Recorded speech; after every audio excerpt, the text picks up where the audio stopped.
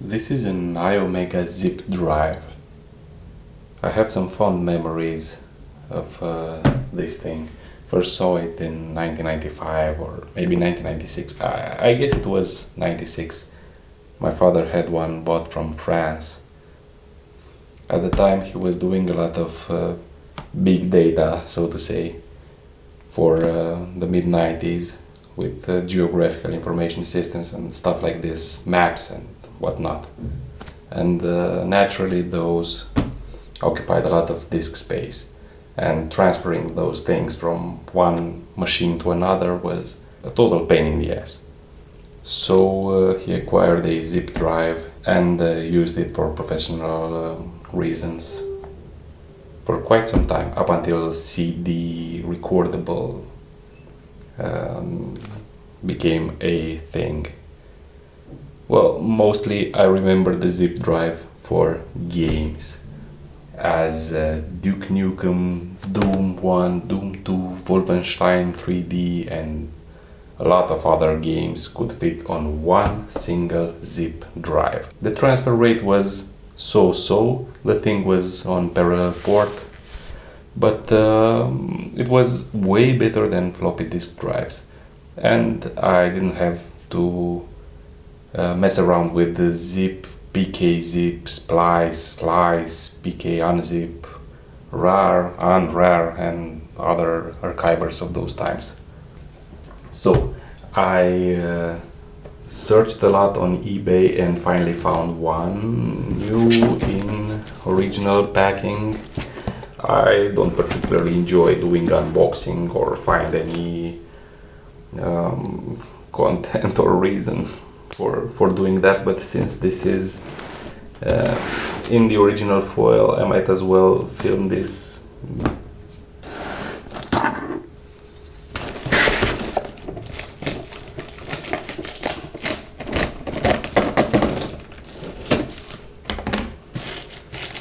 So unpacking one of these in 2026 feels like dinosaur technology compared to what we have these days with thumb drives of 512 gigabytes or maybe more of storage space. So unboxing a zip drive some 21 years after it was introduced feels like an interesting experience. Well, let's open the thing up. I particularly searched for a parallel port one just to mimic those times, so it's basically nostalgia that dictated the purchase of this thing. Okay, so opening it up, I'll put this aside for a moment. Some manuals, I think this is the software, warranty registration. Okay, so this is what was in the box. Removing this reveals the zip drive. So as I said, it's a parallel port drive, that familiar blue color. Yeah. So I'll just open it and take a look at the ports on the back and the drive in general. Okay, so the zip connector, it's basically a replication of the parallel port. This connects to the cable, and the other side of the cable to the parallel port on the computer. The other side is for connecting a printer, a parallel port printer. From my knowledge, inside there is a SCSI controller that actually operates the drive, but there is a bridge, a SCSI to parallel port bridge that actually allows this drive to communicate with the computer over the parallel port. The eject is electronic, so if you insert a zip drive now, there is no way to remove it unless you plug this thing in and then use the eject button. There is also a port for power, a plug. And as I remember it, flimsy, makes a lot of noise. If I wiggle this around, the entire mechanism inside moves left, right, up, down, whatnot. Production date, that's interesting. The 3rd and the 4th month of 1999. So that's interesting. It's from the end of the 90s. They were still selling these apparently then. Interesting. Okay then, let's check the power cables and the parallel port cable. So this is the adapter. It's a standard switch mode power supply adapter that connects to this cable, and then there is the parallel port cable, which is used to connect the drive to the computer for data transfer. That's interesting. This entire unit still has that that 90s electronics smell that I always associate with computers and audio gear and related stuff. This cable is a fairly standard parallel port cable, short, but the interesting thing is that it feels very quality. It's thick. I know there should be like at least 12 to 18 cables inside. It's 25 pins, but not all of them are used. But yeah, the cable feels very sturdy and has a decent quality feel to it. And this is the drive. Just can't wait to plug it in and test some of the ZIP 100 drives that I have since the mid-90s. So this is the manual. Interesting, it's from a time when manuals came on printed on paper in different languages. I might check this later on. And this, as I said, I expect to contain the software inside, since there was no disk in the case, in the box. This material of shrinkable wraps is recyclable, like the entire drive, if you ask me, since I've seen quite a few of these damaged. If I remember correctly, my father had a ZIP 250 drive at some point, and then that was USB. Yeah, I think it was USB, and he connected it to a Macintosh computer as well, which is interesting. And there is a CD here together with the other printed material. So it's Iomega Wear software for your stuff. Yay. Can't wait to put all my stuff on zip drives. Not. So recorded, copy machine, Iomega tools, one-step backup, and guest.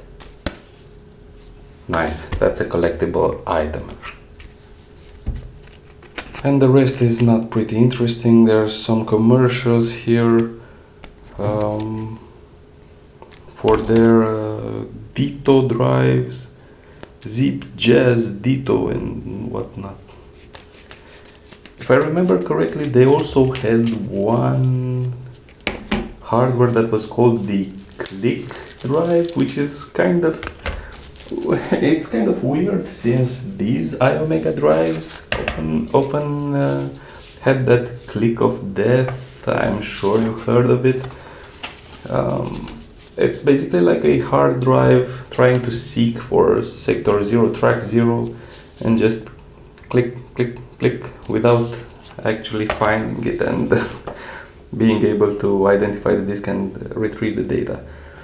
So as I said, commercials, free zip disks, probably if you buy 5 you get 1 free or something like this, 10-pack multicolor. These are interesting. Zip carrying case, that would be nice to have. PCMCIA adapter, that's an interesting thing, like you would have had for CDs at some point, where you could store multiple CDs in the same envelope. And this is probably a SCSI controller, but it's probably one of the cheaper ones, since there is only 1 chip and 3 resistor packs. Those are the terminators. Interesting. By that time I had an AUTOEXEC SCSI controller, which was way more complex than this, at least in terms of parts. I still have it. HDI SCSI adapter, that would be something that I would have been fond of if I had. It's an install diskette. JAZ I say that looks more like a proper SCSI adapter. It's PCI. Well, Jazz Traveler, never heard of that, but it looks interesting. Ditto Dash. Okay, that's an 8-bit ISA card, accelerator card that allows you to back up twice as fast with your internal drive. Fits 3 standard 8-bit slots. Okay. Ditto carrying case. So warranty registration, I'm well beyond warranty, so it's safe to say that this is just a collectible item with no particular value. But in any case, even back then, when I had the chance to own new hardware, which was very rare, I rarely registered anything. Good, so that's it. I will now connect the drive to the computer and try to set it up. First, on MS-DOS, I will put the CD on a computer equipped with the CD-ROM drive and extract the Iomega MS-DOS driver. Hopefully it's still here, otherwise Internet Archive, the best friend. Okay, let me go into the boot menu and select the SCSI CD-ROM driver so that I can have both of my units operational. I will now insert the CD, the Iomega CD. It's spinning up. I will switch to the CD drive F, do a directory listing and check what we have here. So I can see a manual.exe. Let's go to that. Table of contents, Iomega tools Windows 95, no tools for Windows 3.1, and SCSI software for DOS. Installing Iomega SCSI software, page 19. So let's do an F4, page 19, and check what is the procedure. So on a DOS-only system, you can either use the install program to install Iomega SCSI software automatically, or you can manually install Guest. I remember Guest, that is a small program that loads the device drivers for the ASPI manager and then finds a drive letter for the parallel port Iomega ZIP drive. So first I will try to use the Guest, and then I will go the full config.sys and AUTOEXEC.BAT file way.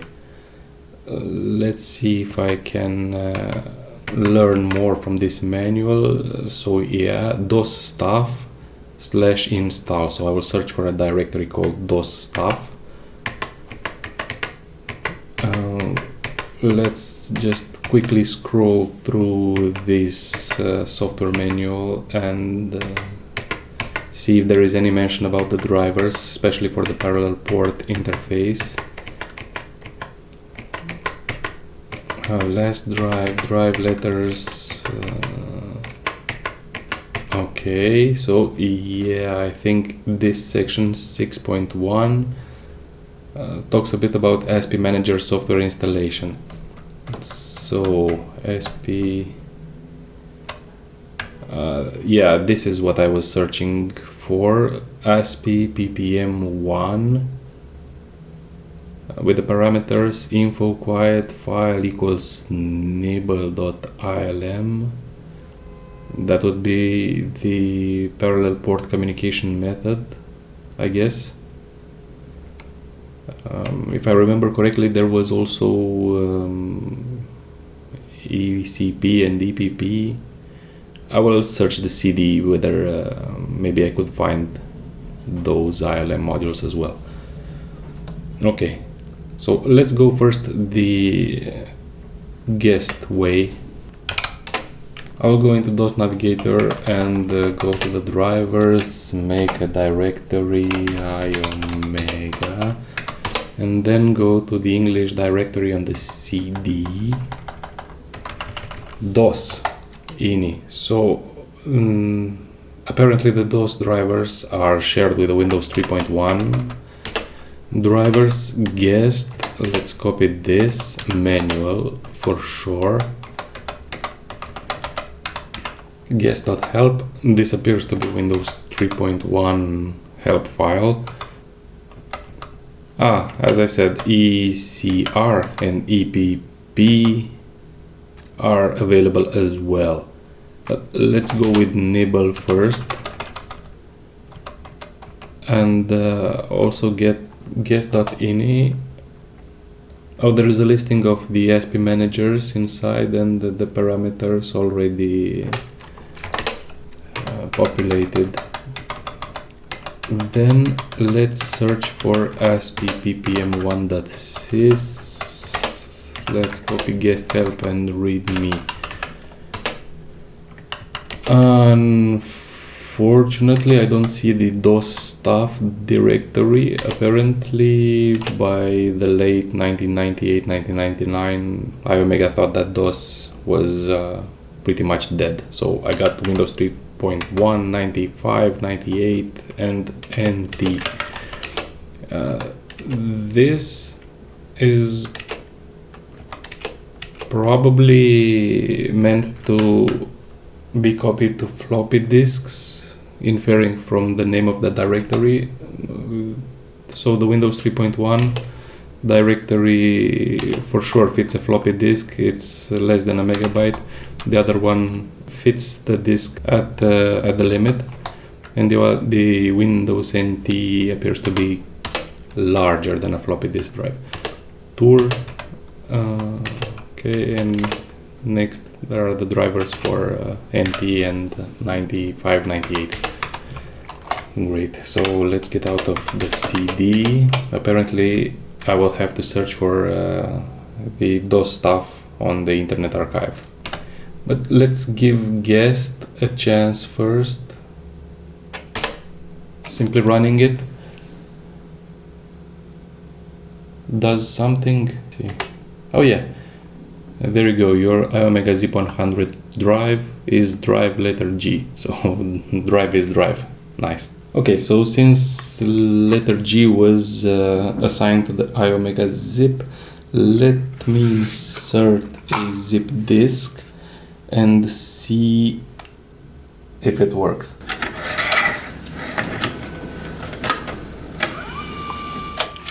So the LED is blinking, the head's engaged to the drive, to the disk, and let me go to drive G. It's doing something, and I think, yeah, it read the disk. So there are a lot of files. Okay, modified last in 2004, 2001, 2006, 2002, 3. Let me create a directory, zip 100. Okay, and I will copy a few files. I'll copy the AIF audio interface driver. It's writing. And I will also copy the stars screensaver. Okay, so the AIF driver works and the stars screensaver launched as well. Let me copy a bigger file now. Maybe try with the exe from Doom 2. It's writing pretty fast. Definitely faster than a floppy disk.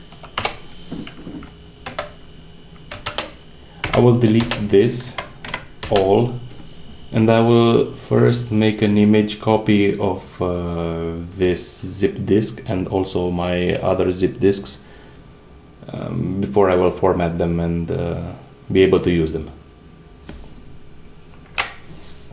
I'll also eject the disk.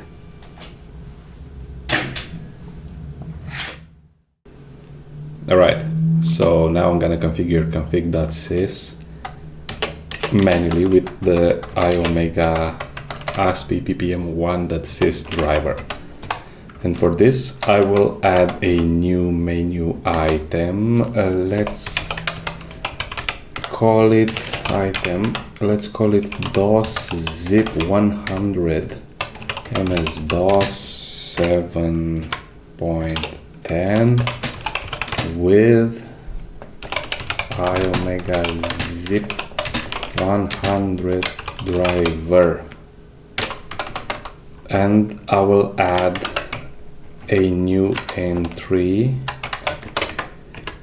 after the CD-ROM 1, so the DOS ZIP 100, and I will type device equals C/driver/iomega/ASP.ppm1.sys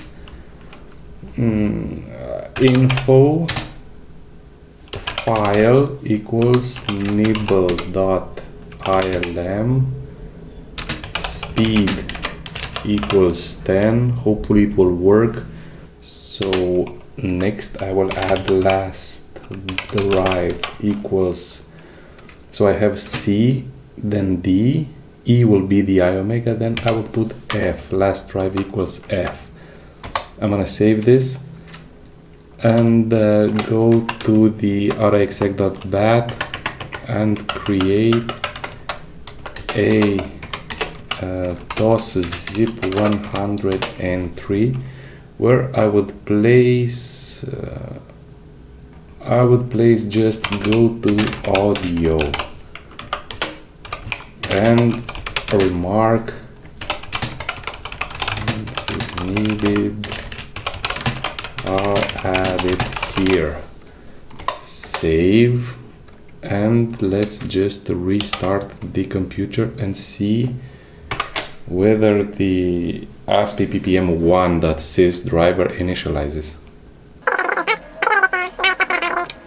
Iomega ZIP 100 driver, and quickly press escape. Nice, so SCSI ID 6, Iomega ZIP 100 version K.05, and ASP Manager installed successfully. Now the thing is, I need two SCSI drivers which I don't have, and they should have been in the DOS stuff directory on the installation CD, which unfortunately doesn't exist. So I had to resort to the Internet Archive and find a ZIP 100 MS-DOS driver package, and thankfully it is called exactly temp. Here is exactly DOS stuff, and inside it's the install.exe, some other files, ISA config, manual, a readme reclaim, and the ref man. Let's just go standard with the install and see what does it propose. So welcome to the Iomega SCSI install. Do a custom install, of course. So C Iomega, yeah, why not? Copying to file. Okay, so now it's transferring the files. File copy complete. Decompressing Iomega.exe. So that was a bundle with multiple files inside, like an self-extractable archive. Config.SYS and AUTOEXEC.BAT must be modified. I was expecting this, so hopefully it wouldn't mess my multi-config configuration startup files. But no worries, I have backups. So let's go. Okay, searching for SCSI adapt. It proposes the following: ASP ppm 1, then ASP ppm 2, with nibble and nibble2.ilm, speed 10, and the other things that I needed are SCSI config.exe and SCSI driver.sys. These two files I would have expected to find on the installation CD, on the iomegaware CD, but I failed to find them. Okay, I will let install, make the modification. Warning, has detected that you are using multiple configurations on your system. Perfect. So it will add those settings to config.iom and AUTOEXEC.iom. Go on, save the changes, copy all the files, exit. So let's see what exactly did it do. It created a hell of a lot of files. Now let's go to config.iom and copy these two things. I will just copy all of them and delete as I need. So I would now remark this line, put these, I will remove ASP IDE and ATAPI since I don't have that. Okay, ASP file nibble speed equals 10, removing quiet, and let's add info as well. Info SCSI config SCSI driver.sys. Save. And now I'll move to AUTOEXEC.iom, copy these two lines in my DOS zip 100 entry, SCSI driver and SCSI utility. Save. Alright, so I'll choose the MS-DOS 7.10 with the zip 100 driver. Installed successfully. The second one says adapter not present, and the SCSI driver says supporting one logical drive starting with drive E, which I can see already. Let's see the memory footprint, memcp, and it's 7 kilobytes for the ASP ppm 1 and 18.8 kilobytes for the SCSI driver. These are the only resident items, which leaves me with around 574 kilobytes of free conventional memory, which is very little. I will delete the IOM files since I don't care about them. Good, now I will add the AM386 to create some upper memory blocks so that I could load parts of the SCSI drivers to the upper memory area. So I will go here and say device equals C / Windows / EM386.exe RAM. This will create the upper memory blocks, and first let's load one of the drivers high. Hopefully it will do something. Let's go with the Iomega ZIP 100 driver and see what is doing. Installed successfully. Let's do an MCP, and yes, SP ppm is loaded high, and also command.com is loaded high, which leads me to a 602 kilobytes. I'll load the other one high, this SCSI driver SYS.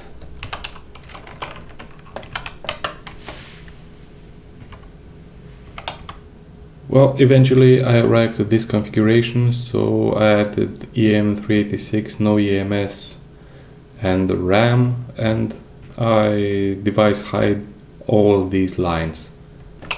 And if I look at the largest executable block, bear in mind that I have DOS Navigator loaded, which occupies a couple of kilobytes, 1 or maybe 2. Then largest executable block would be 619 kilobytes. And if I just run memcp from the MS-DOS prompt directly, then the largest executable program size would be 620 kilobytes, which is not bad. Alright, so it's time to wrap things up. Is this Iomega drive useful? Well, yes and no.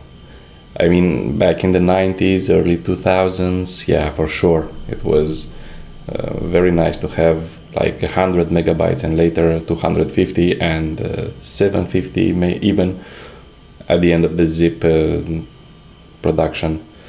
So yeah, back then it was definitely useful, and especially since the CDs were expensive at first, and not really the media, but the writers. Nowadays it's quasi-questionable if you should own one of these or not. If you're tampering with MS-DOS and old software and old hardware, or maybe you were even into music and you have a synthesizer with a zip drive, then yeah, definitely you should have a zip disk. But is it useful even for vintage machines, for retro computing? Well, not if you already have a network card. Well, in order to use these drives, you still need a floppy disk or a CD with the drivers. And similarly, to use the network card, you also need a floppy disk with the drivers. So if you have a computer that is able to share files via SMB v1 or FTP or other protocols, then I would go the network card way. But for the fun of it, the zip drives, at least for me, they can't be beaten. You get a point. In 1996, I had my primary hard disk drive. It was a Seagate with 40 megabytes total capacity. And most probably by the end of 96, early 97, I added in another 40 megabytes drive, and the contents of both my drives would fit on only one zip disk, and I would have still had 20 megabytes left. I will use the zip disk with one of my retro computers for nostalgia purposes and gaming. At one point I wrote an article on my blog where I said that copying Duke Nukem 3D from a zip disk in a Christmas Eve, that brings back fond memories.